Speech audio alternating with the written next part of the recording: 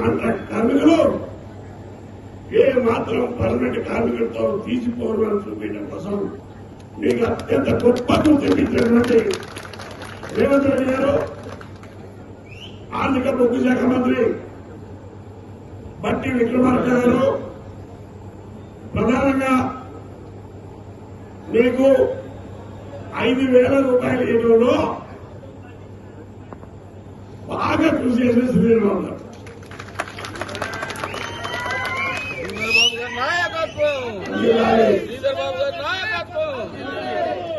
నేను ఇలా విజయాన్ని చెప్తున్నా,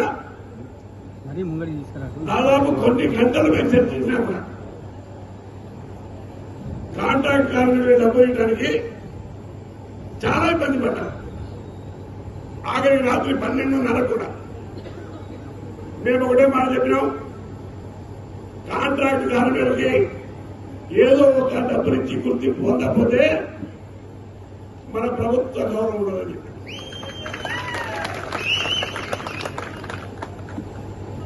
మీ అప్పుడు శ్రీధరబాబు గారు వచ్చి 12 గంటలుగా అన్న కూడా వెళ్ళారు. వచ్చి బట్టి గారితో మాట్లాడినాం. నేను,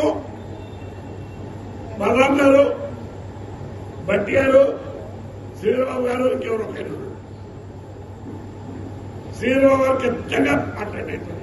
ఎవరు బట్టి బట్టి గారు ఖచ్చితంగా మీరు 5,000 రూపాయలు ఇవ్వాలని చెప్పారు. నేను కూడా చెప్పిన మంత్రి గారు, మీరు జీడీకే 5 ఓసీకి వచ్చినప్పుడు ఏం ప్రకటన చేశారు? కాంట్రాక్ట్ కార్మికులు 5,000 ఇస్తున్నా లేదా? ఇవాళ మీరు మంత్రి, ఈయన మంత్రి, 5,000 ఎందుకు ఇవ్వాలని అడిగితే 12:30 రాత్రి ఒప్పుకున్నాడు. చేసేస్తాం. నిజంగా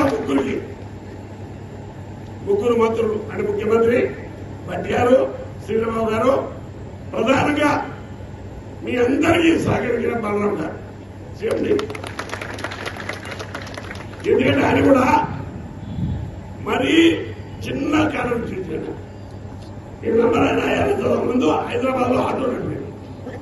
హైదరాబాద్ లో ఆటో నడిపించండి, అడ్డ మీద కూలి పని చేసిన ఇవాళ చేయండి. అంటే చిన్న లెవెల్ కార్యకర్తలు, కార్మికుల బాధలైంది. ఇది నేను బైక్ లో చెప్తున్నా. అయిపోయింది కదా.